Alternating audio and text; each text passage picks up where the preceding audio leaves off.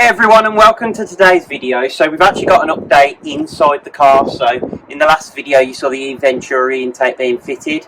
There's also updates in terms of some of the brakes and things that have gone on, and I've put some reels about on the channel. But today's video is all about the interior. So let's go inside and I'll show you exactly what we've fitted, what we needed, and give you some tips on if you want to do the same. Okay, so I'm in the car now. So obviously you've seen with the F56, I've been trying to fit as many of the LCI2 parts as possible, just to upgrade and refresh the platform. I mean, this car itself is a 2015, but the platform's been around since early 2014. So it's trying to make it feel as modern as possible and get that more modern look. Now, one of the things obviously on the interior I went for was the LCI2 steering wheel. And I've had sat on the shelf for a long time the LCI2 part digital dash. Now I think for me that is much better than the analog. So if you look at the analog, so that's the analog dash that you normally have in most early F56s pre-LCI.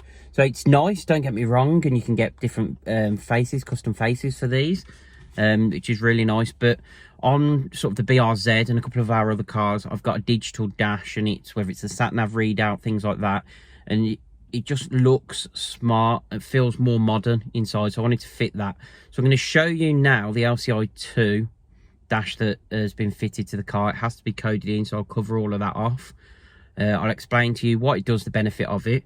Then after that, if you're interested, I'll do a little bit of a how-to video on what you need to do to actually install it to your car, and also whether it actually can be installed on your car, because it doesn't work with all F56s. So let's jump into the benefits of it first.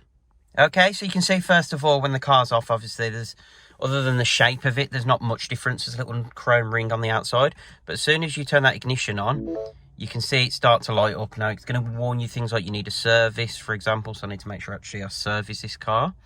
But you can see over on this left hand portion, that's still analog, so this is just a lit up dial. Now the way they've done it, it makes it look digital, but actually when you look up close, that's still analog.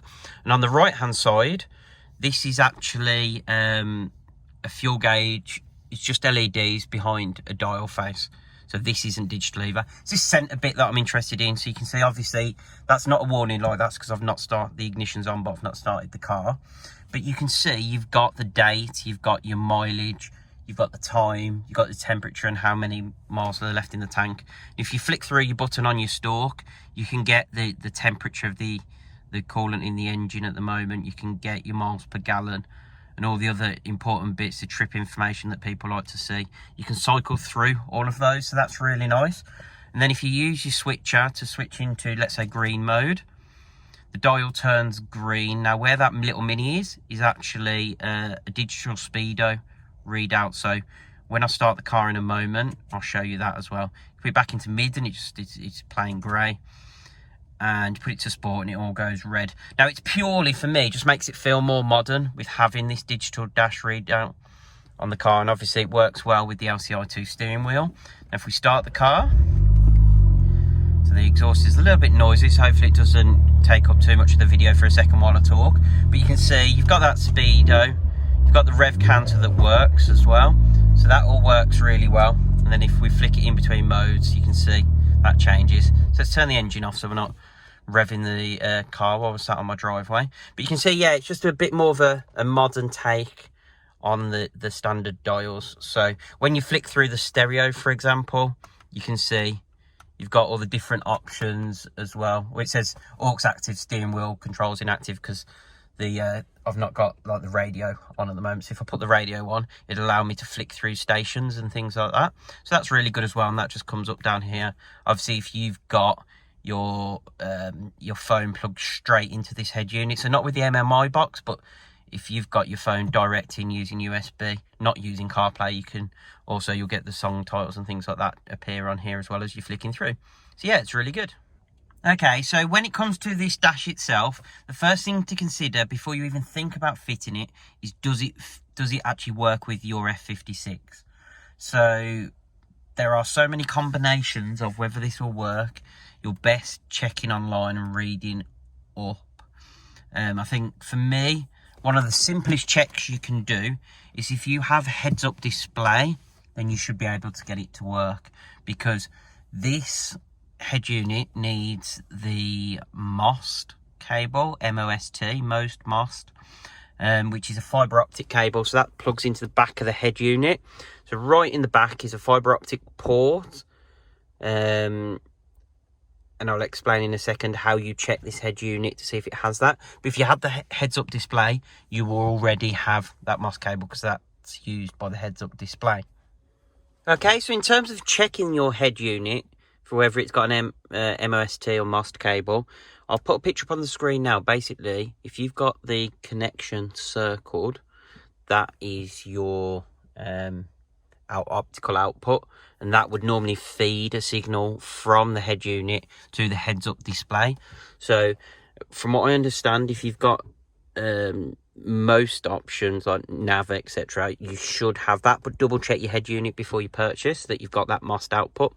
I know some of the more basic screens where you've just got a little screen here, not this big screen, definitely won't have it, but I don't think you can get that with a heads-up display anyway. Obviously my car didn't have a heads-up display, but it does have the MOS cable because this head unit can be spec'd with it. So again, I'll put it on the screen now. Check if yours has got this output. If it does, then you're able to hopefully retrofit it.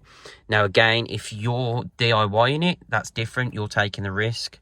If you're going to get a garage to fit it, obviously give them the details of the car and they will be able to confirm it. And that's where we get onto the actual fitting of it. So let's talk about that now. To actually install this is a 5-minute job. It's not hard. Obviously putting the cable in, if it isn't already in the car, is a little bit more challenging because you've got to remove this head unit.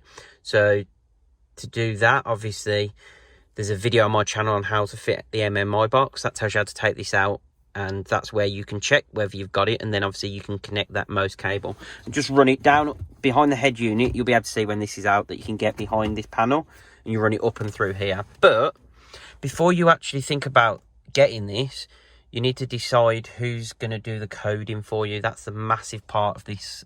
It's not actually the install, it's the coding side of it. So coding wise, you have to basically buy a brand new screen. You don't want to get secondhand. I'll cover secondhand later in the video, but you don't want to go secondhand with this. You want to get brand new. So for me, most people should go to somewhere like Mills's Autos and say, can you retrofit this in? Give him the details of your car and he'll be able to tell you first of all whether you can retrofit it, because not all F56s can, and then he will probably be able to supply and fit the whole thing for you, so you won't need to worry about it. Now for those that are sort of thinking, well, I'm nowhere near Mills's Autos, there are other companies out there that do coding, and if you have a quick Google you can find it, and they'll be able to code a new one of these into your car, and they can even do it remotely now. So if you've got a Windows laptop, one of these cables that connect to the OBD port, they can actually do it remotely, so you don't need to be anywhere near them when they're coding if you want fancy doing the install yourself and get them to code it. But the big thing is, do not connect this screen to the car until you're ready to get it coded and someone is there telling you what to do. So there's plenty of companies you can Google out there. Mills's Autos is the one I recommend, and they do the whole fitting procedure for you. If you are going to attempt to do this yourself, obviously I've mentioned how to get the MOS cable to here, and you can code it yourself, but that is a risk you take, and I can't give you any tips on that because I don't have any experience of coding myself. Now, one of the questions I am going to be asked is, can I get a second-hand unit? And yes, you can, but it is a pain to do it because you have to get it what's basically called versionalized, because it stores information about the car when it's coded, so the mileage and things like that. So you have to send it off and pay about £200 to get it virginalized. So I would recommend you go down the route, the screens aren't that expensive, that you go down the route of a brand new screen rather than trying to go second hand and it becomes a bit of a faff to get it working. So fitting wise, as I said, how to take that off. To remove this clock, you can see just there's a screw hole and there's another one on that side. So as you're looking at it, if you come in here, just here on the under the dash there, just in here, you'll be able to remove this super easy. But again, until you know who's coding it, don't even bother with removing it, because you need to know where you are with that, and that's just a point I would really want to emphasize. But it is a really easy actual install of it itself. Okay, so it's just a little video on that LCI2 upgrade. So again, fully recommend it. Mills's Autos will be able to do that start to finish for you, so you don't even need to attempt it if you don't fancy it DIY. But if you found today's video useful, please hit that thumbs up button, subscribe and hit the notification bell so you get alerts every time we upload new content for the F56 BRZ. We've got the paceman over there in the background. So thanks for watching, and we'll see you in the next video.